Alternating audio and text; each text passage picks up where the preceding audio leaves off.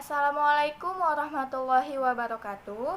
Perkenalkan, saya Puri Anjani dari Pendidikan Matematika 4 semester 6 UIN Sumatera Utara. Nah, di sini saya ingin menjelaskan mengenai definisi 3.5.5 kriteria konvergensi Cauchy, juga contoh di 3.5.6 di bagian A dalam buku Introduction to Real Analysis. Definisi 3.5.5 kriteria konvergensi Cauchy. Dikatakan bahwa barisan bilangan real konvergen jika dan hanya jika merupakan barisan Cauchy. Nah, kita perhatikan yang lema di 3.5.4. Barisan Cauchy merupakan barisan bilangan real terbatas.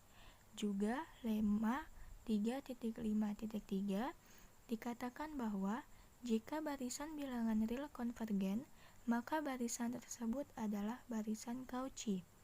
Juga teorema 3.4.8 Bolzano-Weierstrass mengatakan memiliki subbarisan yang konvergen atau terbatas. Nah, misalnya diketahui X barisan Cauchy. Kita perhatikan yang lema 3.5.4, X-nya terbatas sama dengan teorema 3.4.8 XNK sama dengan X memiliki konvergen yaitu X bintang. Contoh, diketahui X barisan Cauchy. Ambil sembarang bilangan epsilon besar dari 0, maka kita ambil yang epsilon per 2. Maka terdapat bilangan H yaitu bagian dari bilangan asli sedemikian sehingga untuk setiap N dan M adalah anggota dari bilangan H, di mana N dan M lebih besar dari H. Berlaku, nilai mutlak Xn dikurang Xm lebih kecil dari epsilon. Karena barisan Cauchy sesuai dengan lema 3.5.4, maka X-nya terbatas. Juga karena terbatas, maka X memiliki konvergens X bintang atau memiliki subbarisan. Terdapat bilangan asli K, yaitu K besar dari H dengan K elemen N1, N2, dan seterusnya. Diperoleh nilai mutlak XK dikurang X bintang lebih kecil dari epsilon per 2. K lebih besar daripada H atau K sama dengan M, maka diperoleh nilai mutlak Xn dikurang Xk lebih kecil dari epsilon per 2 untuk N lebih besar daripada H. Karena N lebih besar daripada H, maka diperoleh nilai mutlak Xn dikurang X bintang sama dengan nilai mutlak Xn dikurang Xk ditambah Xk dikurang X bintang. Dengan persamaan segitiga, nilai mutlak Xn dikurang Xk ditambah nilai mutlak Xk dikurang X bintang lebih kecil daripada epsilon per 2 ditambah epsilon per 2, maka hasilnya lebih kecil sama dengan epsilon. Karena epsilon lebih besar dari 0, maka limit Xn adalah sama dengan X bintang. Oleh karena itu, urutan X konvergen. Contoh 3.5.6 bagian A. Misalkan X sama dengan Xn didefinisikan X1 sama dengan 1, X2 sama dengan 2, dan Xn sama dengan 1 per 2, Xn dikurang 2 ditambah Xn dikurang 1, untuk N besar 2. Karena X1 sama dengan 1, dan X2-nya sama dengan 2, maka kita mencari X3-nya, atau kita mencari sampai Xn. X3 sama dengan 1 per 2, kita masukkan rumusnya, yaitu Xn dikurang 2 ditambah Xn dikurang 1, sama dengan 1 per 2 X, karena N-nya 3, jadi kita masukkan saja, atau kita substitusikan, X3 dikurang 2 ditambah X3 dikurang 1, sama dengan 1 per 2 X1 ditambah X2, sama dengan 1 per 2, 1 ditambah 2. Lalu sama dengan 1 per 2 kali 3, hasilnya adalah 3 per 2. Begitu juga selanjutnya untuk X4, yaitu dengan mendapatkan hasil 7/4. Selanjutnya untuk X5 sama dengan 13/8.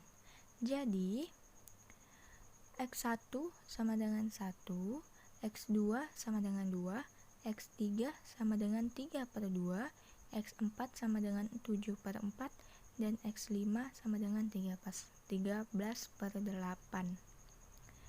Dengan kita melihat beda selisihnya, jika diperoleh 1 kecil dari Xn dan lebih kecil dari 2.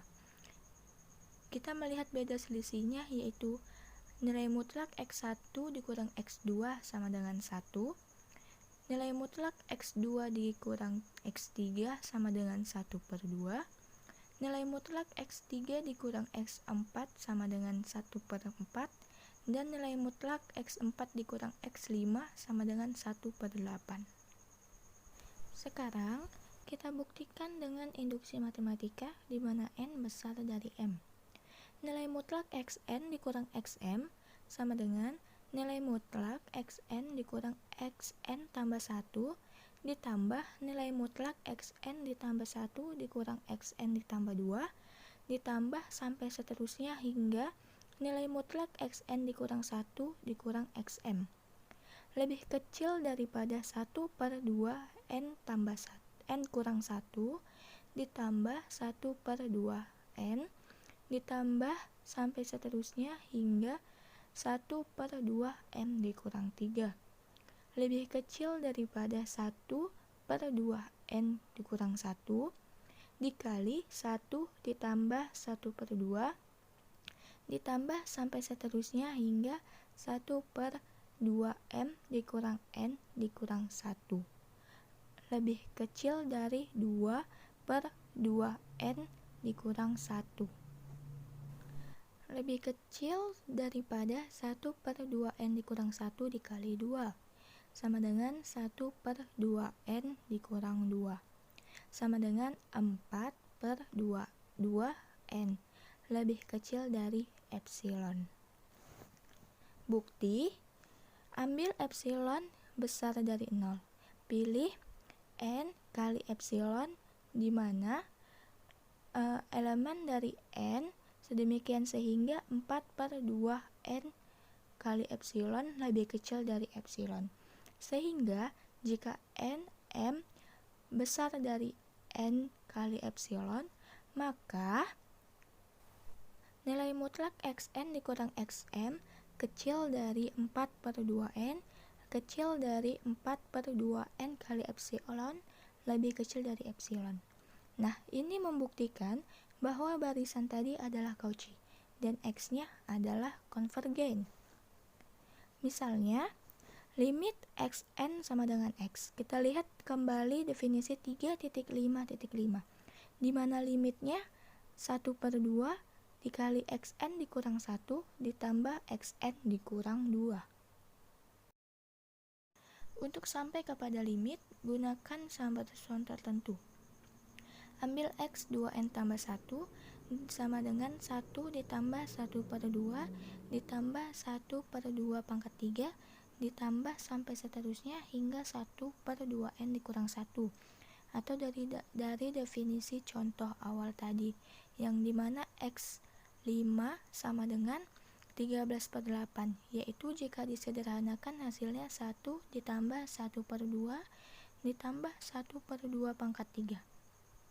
Kemudian kita gunakan deret geometri yang dimana lebih kecil daripada 1 ditambah 1/2 dikali 1 dikurang 1/4 pangkat N per 1 dikurang 1/4 lebih kecil daripada 1 ditambah 1/2 dikali 1 dikurang 1/4 pangkat N per 3/4 lebih kecil daripada 1 ditambah 2/3 lebih kecil dikali 1 dikurang 1/4 pangkat N.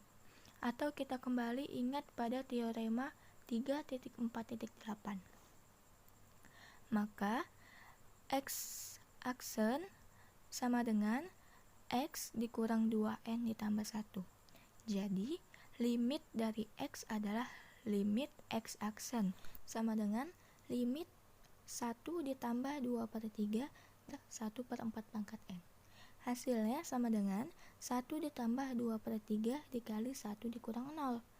Lalu, mendapatkan hasil akhir yaitu 5 per 3. Ya, mungkin itu saja yang dapat saya sampaikan. Semoga bermanfaat untuk kita semua. Bye-bye.